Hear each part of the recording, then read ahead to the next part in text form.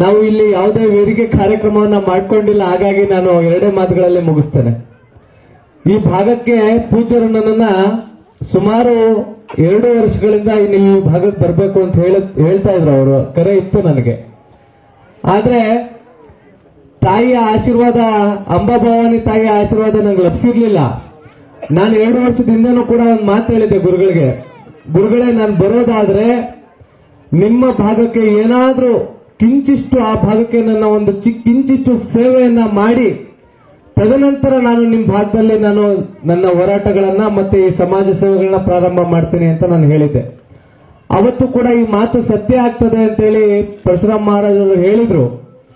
ನಾನು ಬಂದಂತ ದಿನ ವಿಶೇಷವಾಗಿ ಮಕರ ಸಂಕ್ರಾಂತಿ ಹಬ್ಬದ ದಿನ ನಾನು ಇಲ್ಲಿ ಬಂದಿದ್ದೆ.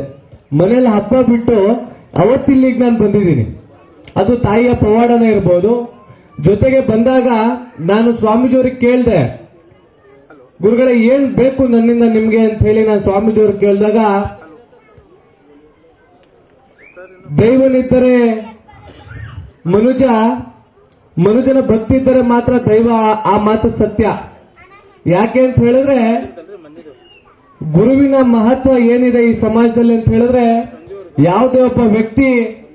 ಯಾವುದೇ ಒಬ್ಬ ಸಾಮಾನ್ಯ ವ್ಯಕ್ತಿ ಏನಾದ್ರು ಸಾಧನೆ ಮಾಡ್ಲಿಕ್ಕೆ ಹೊರಟಾಗ ಆತನಿಗೆ ಮೊದಲನೇದಾಗಿ ಗುರು ಇರಬೇಕು, ಎರಡನೇದಾಗಿ ಗುರಿ ಇರಬೇಕು. ಅದಕ್ಕೆ ದಾರಾ ಬೇಂದ್ರೆ ಅವ್ರು ಹೇಳ್ತಾರೆ, ಹಿಂದಿನ ಸಮಾಜ ಹೇಗಿತ್ತಪ್ಪ ಅಂತ ಹೇಳಿದ್ರೆ ಮುಂದೆ ಗುರಿ ಇದೆ, ಹಿಂದೆ ಗುರು ಇದ್ದಾರೆ, ಸಾಗುತ್ತಿದೆ ನೋಡಿ ರಣಧೀರರ ಹಿಂಡು ಅಂತ ಹೇಳಿ. ಆದ್ರೆ ಇತ್ತೀಚಿನ ಸಮಾಜವನ್ನ ನೋಡಿ ಓಲೈಕೆ ಮಾಡಿ ದಾರಾ ಬೇರೆಯವರು ಒಂದು ಮಾತನ್ನ ಬರೀತಾರೆ, ಮುಂದೆ ಗುರಿ ಇಲ್ಲ, ಹಿಂದೆ ಗುರು ಇಲ್ಲ, ಸಾಗುತ್ತಿದೆ ನೋಡಿ ರಣ ಹೇಡಿಗಳ ಹಿಂಡು ಅಂತ ಹೇಳಿ. ಹಾಗಾಗಿ ಇವತ್ತು ಈ ಮಾತು ಯಾಕೆ ಹೇಳ್ತಾ ಇದ್ದೀನಪ್ಪ ಅಂತ ಹೇಳಿದ್ರೆ, ಇವತ್ತು ಈ ಒಂದು ಗುರಿ ನಾನು ತಲುಪಬೇಕು ಅನ್ನೋದಾದ್ರೆ, ಈ ನನ್ನ ಸೇವೆ ಇವತ್ತು ಈ ಜನಗಳಿಗೆ ತಲುಪ್ತಿದೆ ಅನ್ನೋದಾದ್ರೆ, ಅದಕ್ಕೆ ನನ್ನ ಗುರಿ ಇತ್ತು. ಅದಕ್ಕೆ ಪೂರ್ವಕವಾಗಿ ಇಂಥ ಗುರುಗಳೆಲ್ಲರೂ ನನಗೆ ಸಹಕಾರ ಮಾಡಿದ್ರು. ಹಾಗಾಗಿ ಇವತ್ತು ನನ್ನ ಕಿಂಚಿತ್ ಸೇವೆನ ನಿಮಗೆ ಮಾಡ್ಲಿಕ್ಕೆ ಭಗವಂತ ಅವಕಾಶ ಮಾಡಿಕೊಟ್ಟಿದ್ದಾರೆ ಅಂತ ಹೇಳಲಿಕ್ಕೆ ಬಯಸ್ತಾರೆ. ಅದೇ ರೀತಿ ಸ್ವಾಮೀಜಿಯವರು ನಿಮ್ಗೆ ಏನ್ ಬೇಕು ಅಂತ ಕೇಳಿದಾಗ, ಕಾಮನ್ ಆಗಿ ಎಲ್ಲರೂ ಕೇಳೋದು, ನಾವೆಲ್ಲಾ ಕಡೆ ರಾಜ್ಯದಿಂದ ಓಡಾಡಿದಾಗ ಇದೊಂದು ಮಠ ಇದೆ, ಇದಕ್ಕೊಂದು ಸ್ವಲ್ಪ ಫಂಡಿಂಗ್ ಬೇಕು ಅಥವಾ ಇದಕ್ಕೆ ಮುಂದೆ ಏನಾದ್ರೂ ಬೇಕು ಅಂತ. ಆದ್ರೆ ಪೂಜ್ಯರು ಹೇಳಿದ್ದು ವಿಶೇಷವಾಗಿ ಕೇಳಿದ್ರು ನನಗೆ, ಈ ಗ್ರಾಮದಲ್ಲಿ ಬರೀ ಲಂಬಾಣಿ ಸಮುದಾಯ ಇಲ್ಲ, ಎಲ್ಲಾ ಸಮುದಾಯದ ಜನರು ಈ ಗ್ರಾಮದಲ್ಲಿದ್ದಾರೆ. ಸೊ ಹಾಗಾಗಿ ಎಲ್ರಿಗೂ ಸರ್ವರಿಗೂ ಕೂಡ ಅನುಕೂಲ ಆಗೋ ತರ ಏನ್ ಮಾಡ್ಬೋದು ನೀವು ಮಾಡಿ ಅಂದ್ರು. ಸೊ ಈ ನಾರ್ತ್ ಕರ್ನಾಟಕ ಭಾಗಗಳಲ್ಲಿ ಸ್ವಲ್ಪ ಆರೋಗ್ಯ ಈ ಕಡೆ, ಯಾಕಂದ್ರೆ ಅಷ್ಟು ಹೈಫೈ ಹಾಸ್ಪಿಟಲ್ಸ್ ಗಳಿಲ್ಲ, ಅಷ್ಟು ಸ್ಪೆಷಲಿಸ್ಟ್ ಹಾಸ್ಪಿಟಲ್ಸ್ ಗಳಿಲ್ಲ, ಅಷ್ಟು ಸ್ಪೆಷಲಿಸ್ಟ್ ಡಾಕ್ಟರ್ಸ್ ಗಳು, lack of the doctors need ಇಲ್ಲಿ ಇದೆ. ಸೊ ಹಾಗಾಗಿ ನಾನು ಒಂದು ಮಾತು ಹೇಳಿದೆ ಗುರುಗಳೇ ಇಲ್ಲಿ ಒಂದು ಬೃಹತ್ ಉಚಿತವಾಗಿ ಆರೋಗ್ಯ ತಪಾಸಣಾ ಶಿಬಿರವನ್ನ ಮಾಡಿಸೋಣ. ಆರೋಗ್ಯ ತಪಾಸಣಾ ಶಿಬಿರದಲ್ಲಿ ವಿಶೇಷವಾಗಿ ಆರೋಗ್ಯ ತಪಾಸಣಾ ಶಿಬಿರವನ್ನ ಮಾಡಿಸೋಣ ಅಂತ ಹೇಳಿ. ವಿಶೇಷ ಅಂದ್ರೆ ಏನು ಅಂತ ಕೇಳೋರು ಅವ್ರು ನನಗೆ. ಈ ಕಡೆ ಎಲ್ಲ ನಾವು ಜನರಲ್ ಆಗಿ ನಮ್ಮೆಲ್ಲ ಲೀಡರ್ಸ್ ಗಳಿದ್ದಾರೆ, ಅವರೆಲ್ಲ ಎಷ್ಟೋ ಅನೇಕ ಕ್ಯಾಂಪ್ಗಳನ್ನ ಮಾಡಿರ್ತಾರೆ. ಜನರಲ್ ಚೆಕಪ್, ಏನು BP ಶುಗರ್ ಚೆಕಪ್ ಮಾಡಿ, ಪ್ರೆಸೆಂಟ್ ಊರಲ್ಲಿ ಸ್ವಲ್ಪ ಅವೇರ್ನೆಸ್ ನ ಕ್ರಿಯೇಟ್ ಮಾಡಿ, ಜಾಗೃತಿ ಕ್ರಿಯೇಟ್ ಮಾಡಿ, ಆರೋಗ್ಯ ಅಂದ್ರೆ ಹೇಗಿರ್ಬೇಕು, ನಾವು ಆರೋಗ್ಯವನ್ನ ಯಾವ ತರ ಕಾಪಾಡ್ಕೋಬೇಕು, ಅದು ಜನರಲ್ ಕ್ಯಾಂಪ್ ಮಾಡ್ತಾರೆ. ಆದ್ರೆ ವಿಶೇಷವಾಗಿ ನಾವು BP ಶುಗರ್ನ ಹೊರತುಪಡಿಸಿ ಸ್ಪಾಟ್ ಅಲ್ಲೇ ನಮ್ಮ ತಂದೆ ಮತ್ತೆ ತಾಯಿಯಂದರಿಗೆ ECG ವ್ಯವಸ್ಥೆಯನ್ನ ಈ ಜಾಗದಲ್ಲೇ ಮಾಡ್ತಕ್ಕಂಥ ವ್ಯವಸ್ಥೆ. ಯಾಕಂದ್ರೆ ನೀವು ಹಾಸ್ಪಿಟಲ್ ಅಲ್ಲೇ ಅಲ್ವಾ ECG ಮಾಡಿಸೋದು, ಹೌದಲ್ಲ? ಸ್ಪಾಟ್ ಅಲ್ಲೇ ECG ಮಾಡಿಸ್ತಕ್ಕಂಥ ವ್ಯವಸ್ಥೆ ಮೊದಲನೇದಾಗಿ ನಾವಿಲ್ಲಿ ಮಾಡೋಣ, ನಡೀತಾ ಇದೆ, ತಾವೆಲ್ಲರೂ ನೋಡಿದಿರಿ.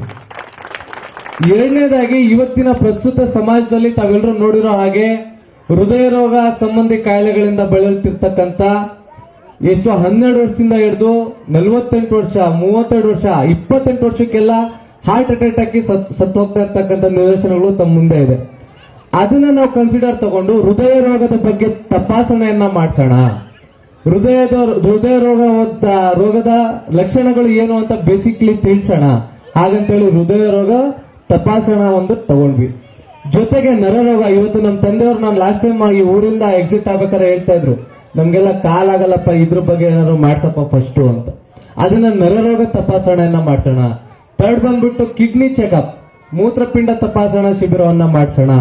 ಅದ್ರ ಜೊತೆಗೆ ನಾವು ಆರ್ಥೋ ಅಂಡ್ ಐನ ಕೂಡ ಇಟ್ಕೋಬೇಕು ಅಂತಿದ್ವಿ. ಅಂದ್ರೆ ನೇತ್ರದ್ದು ಮತ್ತೆ ಆ ಏನು ಮೂಳೆ ರೋಗ ತಪಾಸಣಾ ಶಿಬಿರವನ್ನ ನಾವು ಇಟ್ಕೋಬೇಕಂತಿದ್ವಿ. ಬಟ್ ಇದು ಬೇಸಿಕಲಿ ತಲುಪಬೇಕು ನಿಮ್ಗೆ ಅಂತಕ್ಕಂಥದ್ದು ಈ ಕಾರ್ಯಕ್ರಮದ ಉದ್ದೇಶ. ಜೊತೆಗೆ ಇವತ್ತು ಲಂಬಾಣಿ ಸಮುದಾಯ ಮತ್ತೆ ಲಂಬಾಣಿ ಸಮುದಾಯದ ಅಕ್ಕಪಕ್ಕ ವಾಸಿಸ್ತಕ್ಕಂಥ ಸಮುದಾಯ ಯಾವ್ದಾರುಗಳಿದ್ರೆ ಅವು ಸಾಮಾಜಿಕವಾಗಿ, ಆರ್ಥಿಕವಾಗಿ, ಶೈಕ್ಷಣಿಕವಾಗಿ ಕುಂಠಿತರಾಗಿರ್ತಕ್ಕಂಥ ಸಮುದಾಯಗಳು ಇರ್ತವೆ. ಇವ್ರಿಗೆ ಬೇಕಾದಂತಹ ಸೌಲಭ್ಯಗಳು ಇವಾಗ ಸಡನ್ ಆಗಿ ಇಲ್ಲಿ ಯಾರಿಗೋ ಡೆಲಿವರಿ ಮಾಡಿಸ್ಬೇಕು ಅಂತ ಹೇಳಿದ್ರೆ ಇಲ್ಲಿಂದ ಮುದಳೆ ಹೋಗ್ಬೇಕೇನೋ ಅಲ್ವಾ? ಮುದಳೆ ಹೋಗ್ಬೇಕೇನೋ, ಸಡನ್ ಡೆಲಿವರಿ ಏನಾರು ಆಗ್ಬೇಕಂದ್ರೆ ಮುದಳೆ ಹೋಗ್ಬೇಕು. ಲೋಕಾಪುರ್ ಇಲ್ಲ ಮುದಳೆ ಮಿನಿಮಮ್ 10 ಕಿಲೋಮೀಟರ್ ಡಿಸ್ಟೆನ್ಸ್ ಹೋಗ್ಬೇಕು. ಸಡನ್ ಆಗಿ ಯಾರಿಗೋ ಹಾರ್ಟ್ ಅಟ್ಯಾಕ್ ಆಯ್ತಪ್ಪ ಅಂತ ಹೇಳಿದ್ರೆ ಅವ್ರಿಗೆ ಬೇಸಿಕ್ ನಾಲೆಡ್ಜೇ ಗೊತ್ತಿರಲ್ಲ.